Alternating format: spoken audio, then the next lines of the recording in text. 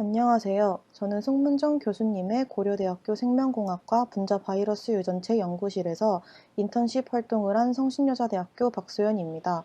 보다 더 체계적으로 짜여진 커리큘럼에서 다양한 선배님들과 함께 활동 과제를 수행하여 한층 성장해 나가고 싶다는 생각으로 이 프로그램에 지원하게 되었습니다.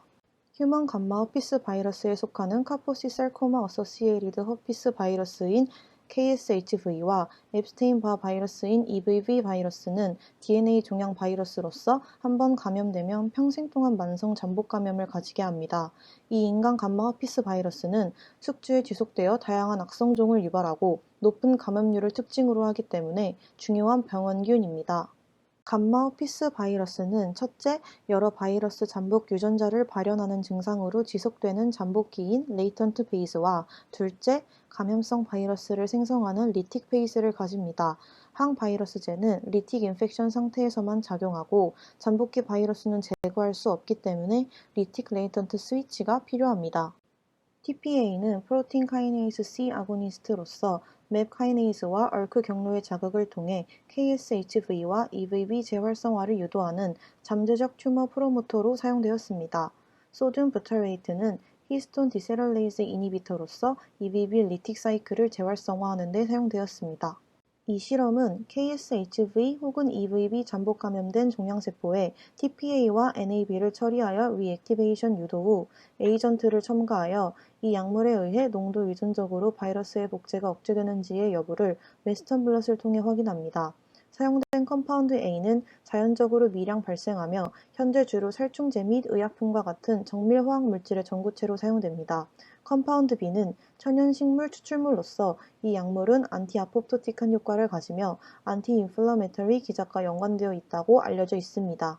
이 실험의 목적은 첨가한 컴파운드가 사멸을 유도하는 안티바이럴 에이전트로 쓰일 수 있는지 약물의 감수성을 확인하는 것입니다.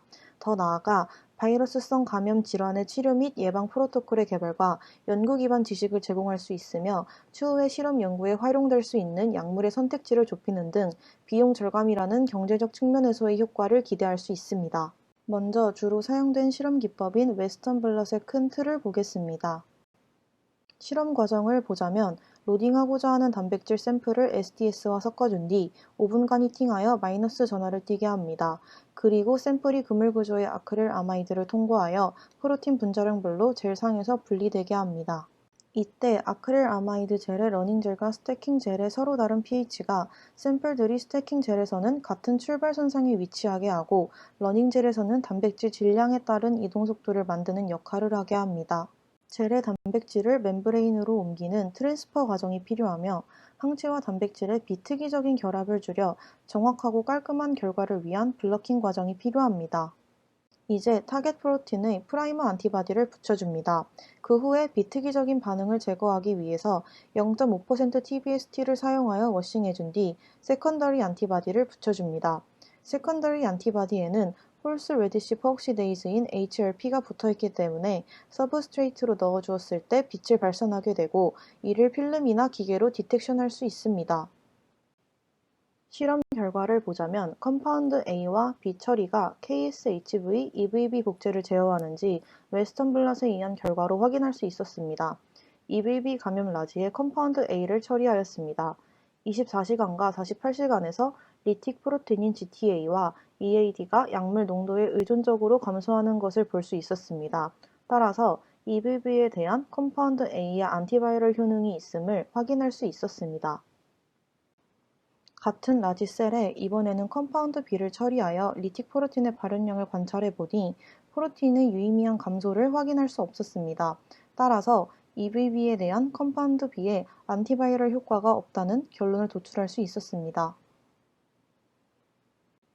tPA로 재활성화시킨 KSHV 잠복 감염 BC3에서 컴파운드 A 처리에 대한 리틱 프로틴의 발현량을 24시간과 48시간 감염시킨 셀에서 모두 관찰하였습니다. 관찰 결과 컴파운드 A 처리 후 프로틴이 유의미하게 감소하지 않았고 따라서 KSHV에 대한 컴파운드 A의 안티바이럴 효능이 없음을 확인할 수 있었습니다.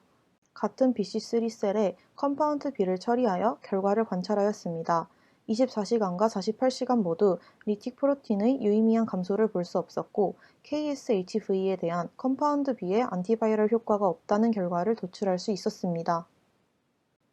앞의 결과를 통해 화학물질의 전구체로 사용되는 컴파운드 A가 EVB 잠복 감염 라지셀에서 리틱 프로틴 익스프레션을 감소시킴을 확인할 수 있었습니다. 이 결과로 본 약물이 추후에 항바이러스제의 예비군으로 사용될 수 있다는 점을 시사합니다. 더 나아가 컴파운드 A의 추가적인 항바이러스 효능의 검증을 위해 qPCR을 수행할 예정입니다. 끝으로 이 인턴십 프로그램을 통해 지도 교수님과 선배님들에게 다양한 실험 기법 등을 배울 수 있는 뜻깊은 시간이었으며 이런 기회를 주심에 감사하다는 말씀을 꼭 드리고 싶습니다.